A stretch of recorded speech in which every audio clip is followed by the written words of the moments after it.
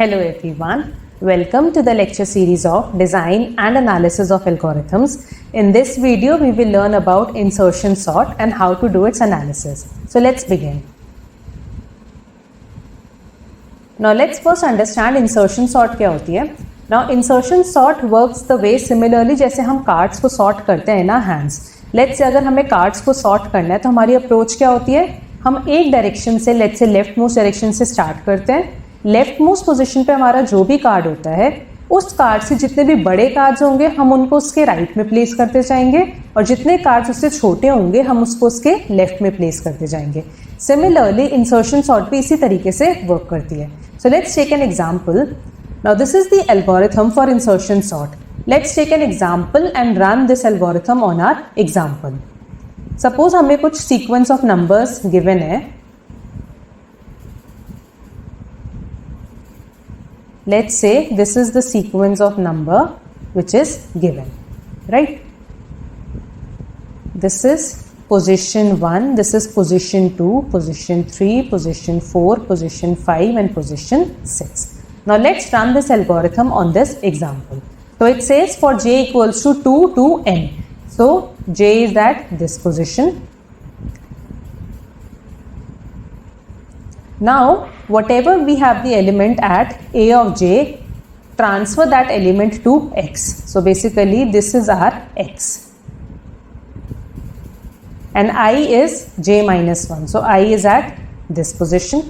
Now the while loop says that it will keep on executing जब तक I की value greater than 0 है and a of I पे जो भी element है that is greater than the element of x. तो basically अभी हम लेके चल रहे हैं इतना पोर्शन हमारा सॉर्टेड है एंड इतना पोर्शन जो है हमारा अनसॉर्टेड है. Now let's do the comparison. It says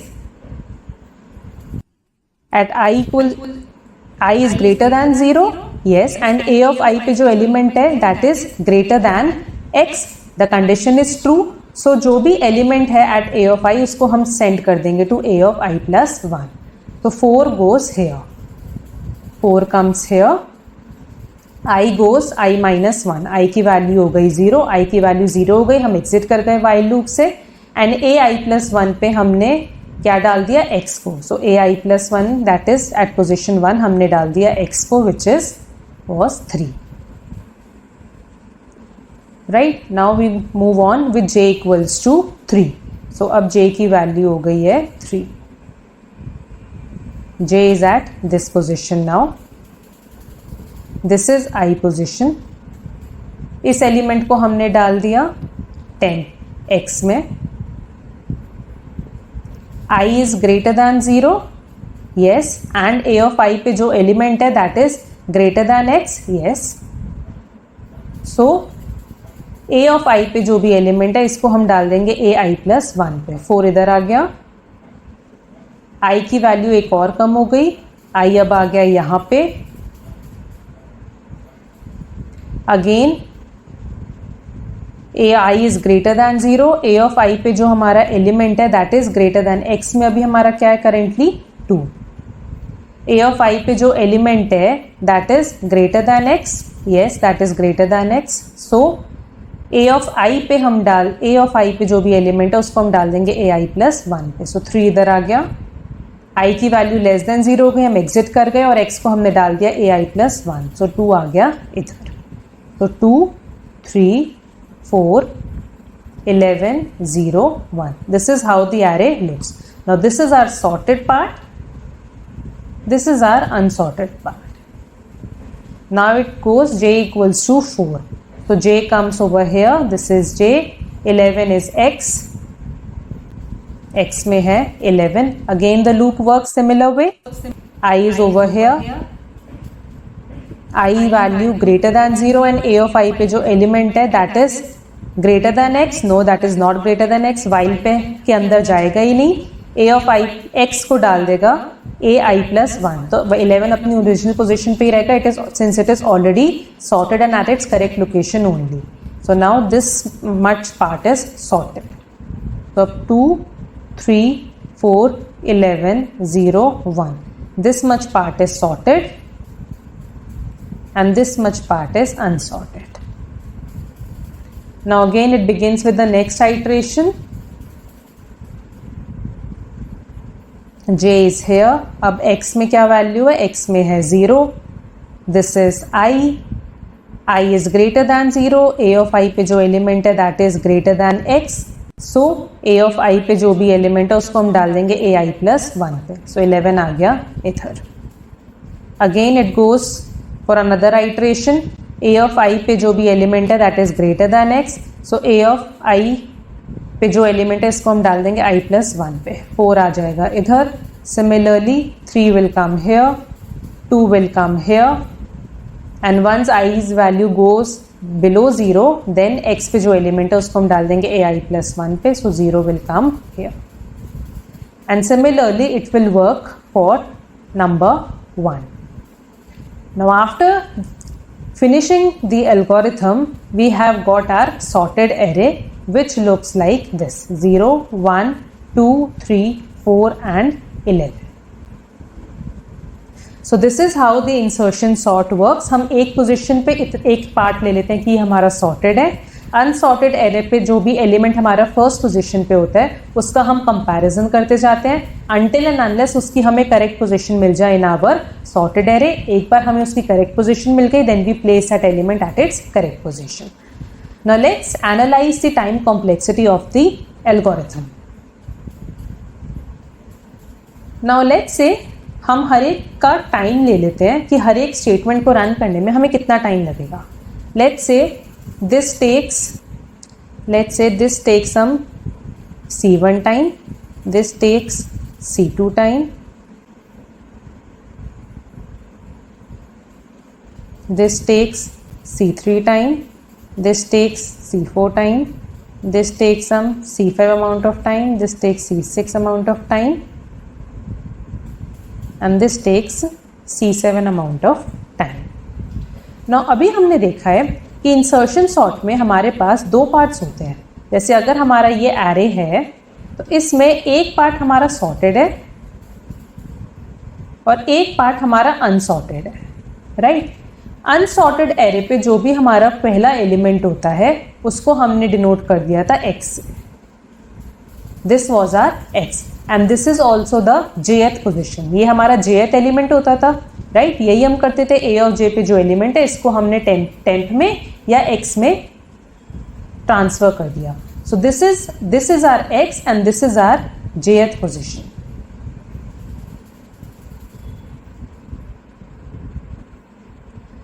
जितने भी एलिमेंट्स हमारे सॉर्टेड एरे में हैं इसकी लेंथ क्या है? अगर ये jth पोजिशन है that mean this is j-1, right. अगर दिस jth पोजिशन हमारी थर्ड लोकेशन पे है तो इससे पहले कितने एलिमेंट्स और सॉर्टेड एलिमेंट सॉर्टेड एरे में 2, right. So this is j-1, this is jth position.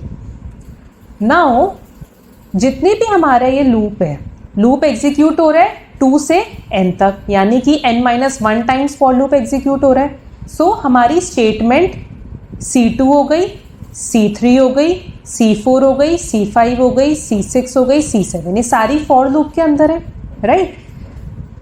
सो ये वाली जो हमारी स्टेटमेंट्स हैं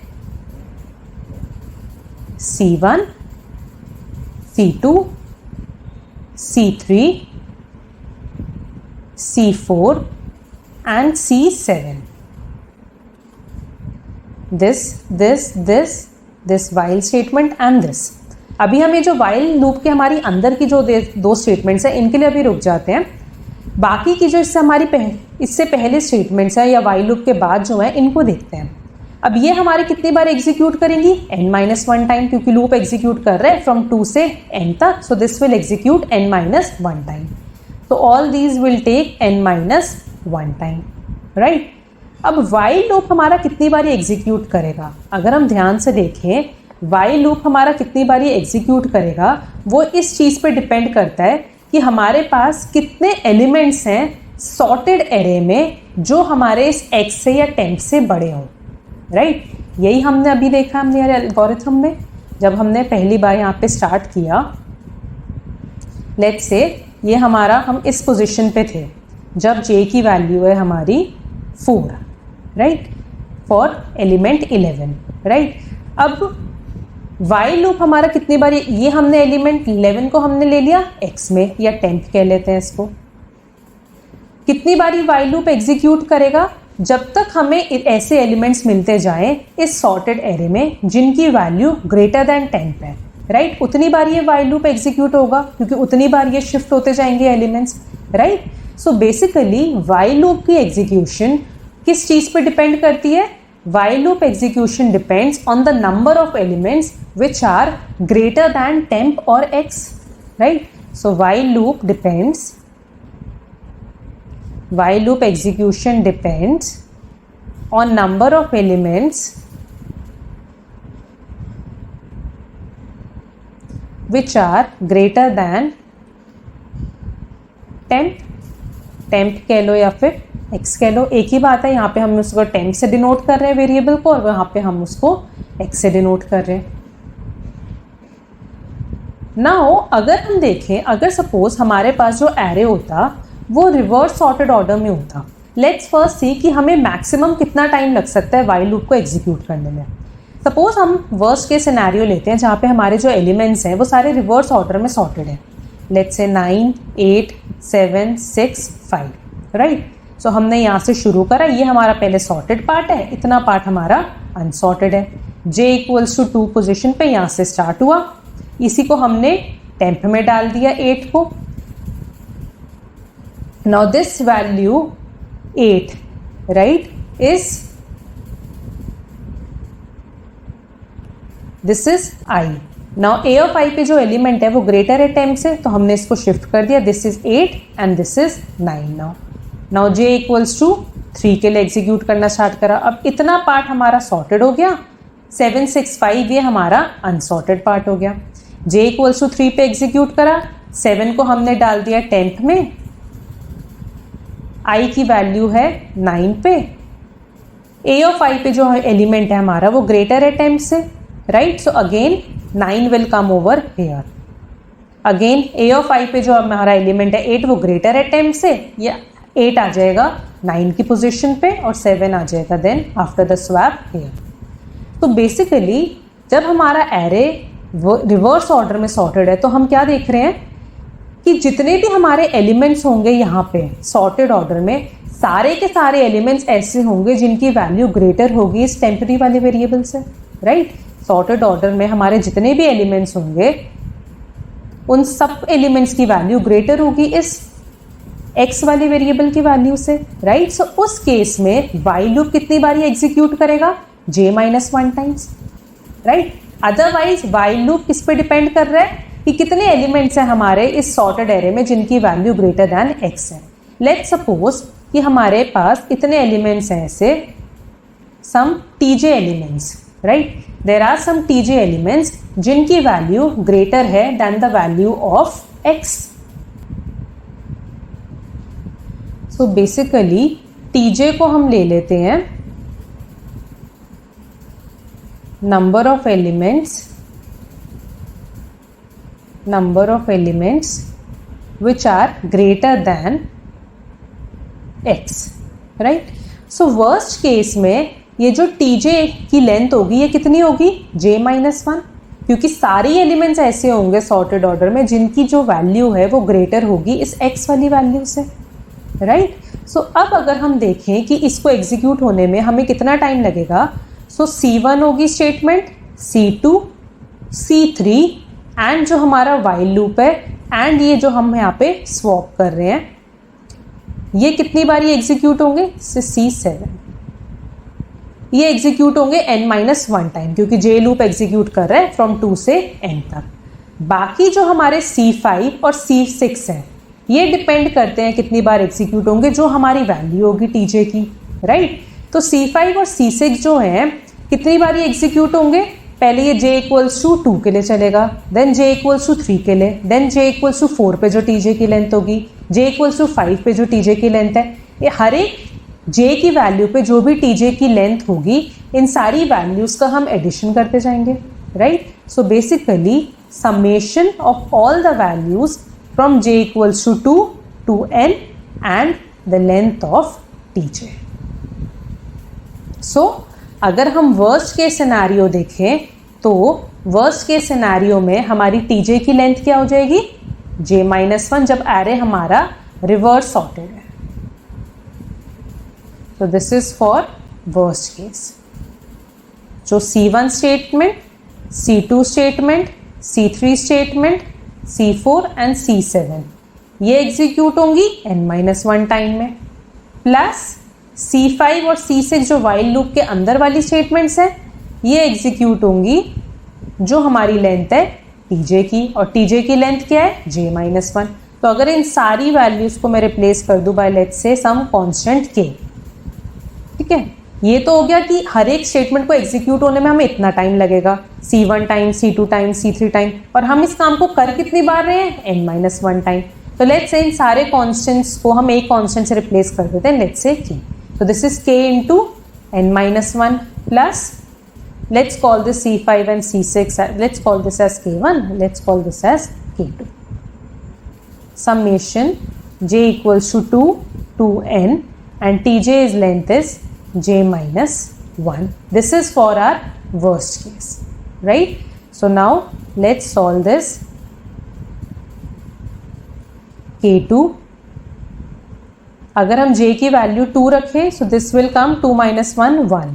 प्लस 3 रखें 2, 4 रखें 3 एंड सो ऑन। अगर हम n रखेंगे तो n-1। तो दिस इज नाइट वैल्यू को देखें, which gives the overall complexity as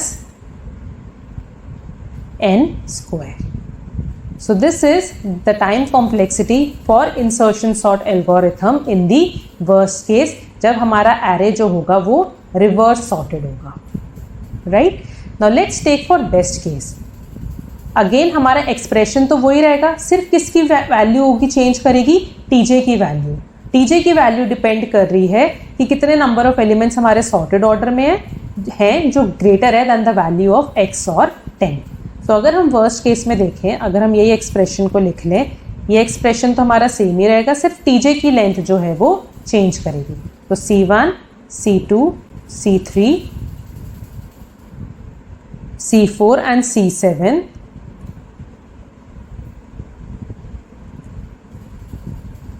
C4 and C7. This will execute n-1 time, and C5 and C6 this will depend on the value of tj. अब अगर हम best case देखें, best case क्या होगा, जब हमारा जो एरे है वो ऑलरेडी सॉर्टेड है। तो अगर हमारा ऑलरेडी सॉर्टेड एरे है, लेट्स से 1, 2, 3 एंड 4, ठीक है, इनिशियली हम लेके चलते हैं, ये हमारा सॉर्टेड पार्ट है, ये हमारा अनसॉर्टेड पार्ट है। अनसॉर्टेड पार्ट में जो 2 एलिमेंट है दैट इज आर j, हम इस पोजीशन से जो है वो स्टार्ट करेंगे, दिस इज आर 10, राइट। Now this is i, a of i पे जो एलिमेंट है वो ग्रेटर होगा 10 से, नो, वाई लूप के अंदर जाएगा ही नहीं है। वाई लूप के अंदर तभी जाएगा जब हम यहाँ पे कोई उसे एलिमेंट मिलेगा ith पोजीशन पे जिसकी वैल्यू ग्रेटर होगी then the value of 10th variable. अब यहाँ पे तो कोई एलिमेंट उसे मिलेगा ही नहीं क्योंकि ये ऑलरेडी सॉर्टेड एरिया है। देन अब हमारा इतना पार्ट सॉर्टेड हो गया, इतना पार्ट अनसॉर्टेड हो गया। अब हमने इस वैल्यू के लिए स्टार्ट करा, this is our temp, this is our j value, ये हमारी i वाली वैल्यू हो गई। a ऑफ i पे जो एलिमेंट है ग्रेटर होगा 10 से, नहीं होगा, अगेन वाई लूप के अंदर जाएगा ही नहीं। इतना पार्ट सॉर्टेड हो गया, इतना अनसॉर्टेड हो गया। सो बेसिकली हमारे बेस्ट केस के अंदर जब हमारा एरे ऑलरेडी सॉर्टेड है, टीजे की क्या लेंथ होगी, 0, क्योंकि वाई लूप के अंदर ये जाएगा ही नहीं, कोई भी एलिमेंट उसे ऐसा मिलेगा ही नहीं जो सॉर्टेड एरे में जिसकी वैल्यू ग्रेटर हो then the value of the temporary variable. So in that case while loop execute ही नहीं होगा। वाई लूप किस पे डिपेंड कर रहा था, जो लेंथ होती है टीजे की, तो टीजे की लेंथ इस केस में क्या होगी, बेस्ट केस के केस में 0, since there is no element which is greater than x। सो अगर हम इस अब ये फैक्टर तो हमारा हो जाएगा सारा 0। कॉम्प्लेक्सिटी सिर्फ किस पे डिपेंड करेगी, इस फैक्टर पे। अगर इन सारे कॉन्स्टेंट्स को सिमिलरली हम k से रिप्लेस कर देते हैं, so this will take kn-1 time, dropping the constant, this gives me omega n। Best case को हम किससे रिप्रेजेंट करते हैं, ओमेगा से। So this is our time complexity for insertion sort in the case of best case, जब हमारा जो array है वो ऑलरेडी सॉर्टेड है। Now coming to the average case, now let's take for average case. Average case में क्या होगा कि हम एक्सपेक्टेड टाइम देखेंगे कि ऑन एन एवरेज हमें क्या टाइम लगेगा for all the inputs, right. अब हर एक इनपुट के लिए तो कैलकुलेट करना पॉसिबल नहीं है कि हम हर एक इनपुट के लिए देखें कि हमें उसके लिए रनिंग टाइम क्या लग रहा है. सो बेसिकली हम ये एज्यूम करके चलते हैं कि एवरेज केस के केस में हमारी जो टाइम कॉम्प्लेक्सिटी है वो डिपेंड करता है कि क्या हम प्रोबेबिलिटी डिस्ट्रीब्यूशन ले रहे हैं और कितनी लाइकली है हर एक इनपुट का अकर होना, राइट. अगर हम एज्यूम करके चलें कि जो हमारी जितनी भी इनपुट्स हैं वो सारी इनपुट्स इक्वली लाइकली हैं, दैट मीन्स हर एक की जो प्रोबेबिलिटी है आने की वो बराबर है, तो इन दैट केस हम कैसे उसका रनिंग टाइम कैलकुलेट करेंगे. हर एक इनपुट के लिए जो भी रनिंग टाइम है हर एक इनपुट के लिए हम उनका एडिशन करते थे एंड डिवाइड कर दिया by the number of inputs. That will give us the average time complexity. Now since it is again tedious to perform, so हम क्या एज्यूम करके चलते हैं, एवरेज केस के केस में हम एक्सपेक्ट करके चलते हैं कि जो हमारी टीजे की लेंथ है that is j-1 divided by 2. ठीक है, तो हम basically on an average assume करके चल रहे हैं कि हम स्कैन कर रहे हैं j-1/2 इनपुट्स को और उसी के बेसिस पे हम एवरेज टाइम कॉम्प्लेक्सिटी जो है वो डिटर्मिन कर रहे हैं for insertion sort. So worst case के केस में हमने देखा था टीजे की लेंथ होती है ये entire length that is j-1, right. Average के केस में हम एज्यूम करें कि हम स्कैन कर रहे हैं j-1/2 एलिमेंट्स को. तो एवरेज के केस में हमने ले लिया टीजे की value as j-1/2, rest remain same. So now again let's substitute the value and calculate the time complexity. C1, C2, C3, C4 and C7. This takes time n-1 and C5 and C6 this takes time that depends on the length of TJ. इसको हमने value को replace कर दिया सारे constants को by another constant K1, replacing C5 and C6 by K2, summation J equals to 2 to n j-1 divided by 2.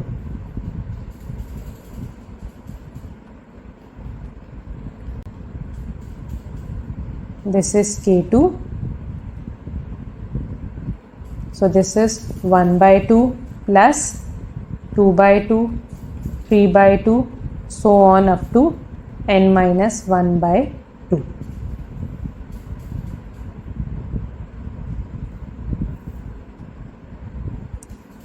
Again, this is the same expression that we have got for the worst case of insertion sort. n-1 plus K2 divided by 2, taking this constant 2 out. So this is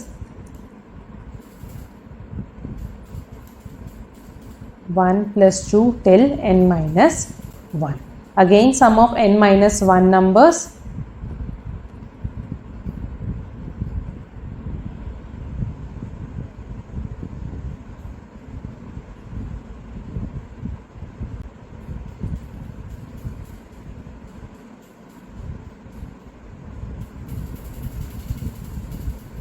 Solving this,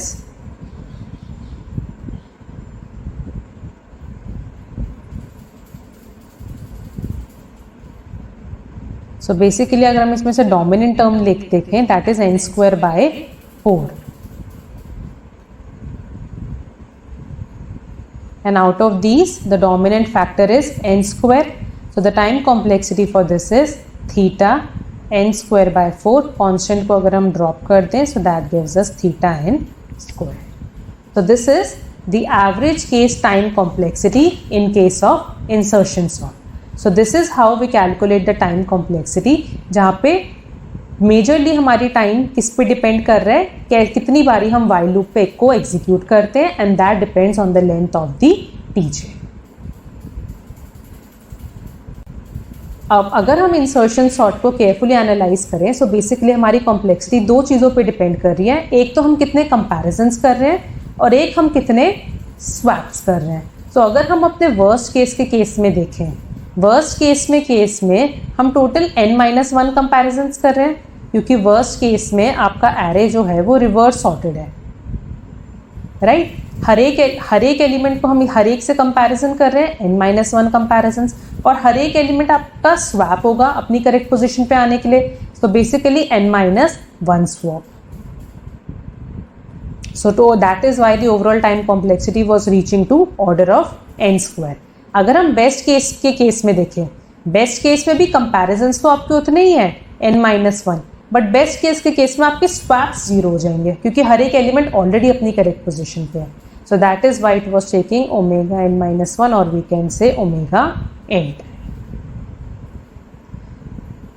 Now let's discuss another terminology in insertion sort, that is about inversions. Now inversions हम already greedy algorithms में भी देख चुके हैं कि inversions का मतलब क्या होता है।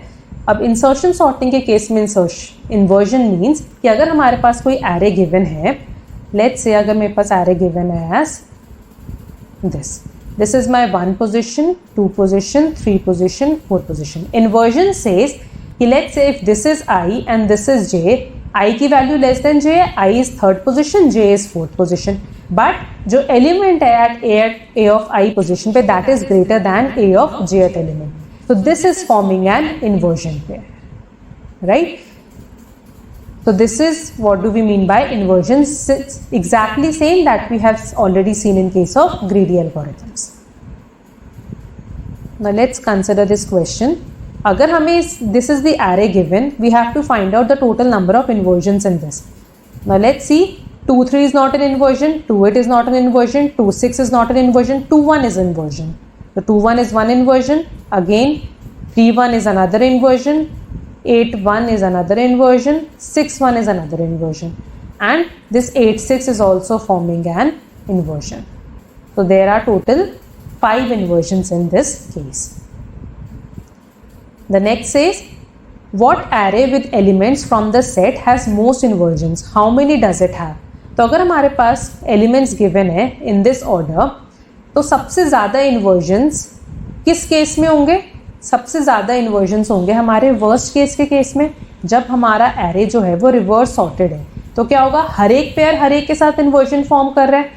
9 और 8 is forming inversion pair, 9 and 7 is forming inversion pair, 9 and 6 is forming inversion pair. Similarly, 8 and 7 is forming inversion pair, 8 and 6 is forming inversion pair. Again, 7 and 6 is forming an inversion pair. So हर एक element के साथ inversion है, तो basically there are NC2 inversions. That means there are n factorial, n-2 factorial into n factorial inversions, which give us n into n-1 by 2 inversions. So सबसे ज़्यादा inversions होंगे in case of worst case, that is n into n-1 by 2.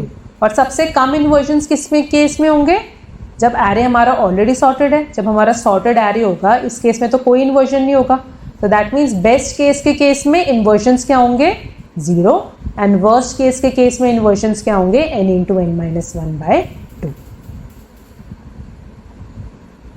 The last part says, what is the relationship between the running time of insertion sort and the number of inversions in the input array? So running time और inversions के बीच में क्या relationship है? जितने ज़्यादा हमारे inversions होंगे, उतना ही ज़्यादा हमारा running time होगा। यही हमने अभी बी पार्ट में भी देखा है। वर्स्ट केस के केस में हमारे number of inversions n into n-1 by 2 है, that is why running time इसका सबसे ज़्यादा है, that is order of n square. Best case के केस में इन्वर्जन्स हमारे 0 है, दैट इज रनिंग टाइम इसका सबसे कम है, दैट इज ओमेगा n। सो जितना ज़्यादा रनिंग टाइम होगा, जितने ज़्यादा इन्वर्जन्स होंगे, उतना ही ज़्यादा हमारा रनिंग टाइम होगा of the algorithm. Now since the इन्वर्जन्स very from 0 to maximum n into n-1 by 2, the running time varies from maximum omega n to order of n square. So this is all about insertion sort and its analysis. If you like the video, then do like and share my video and subscribe my channel. Thank you.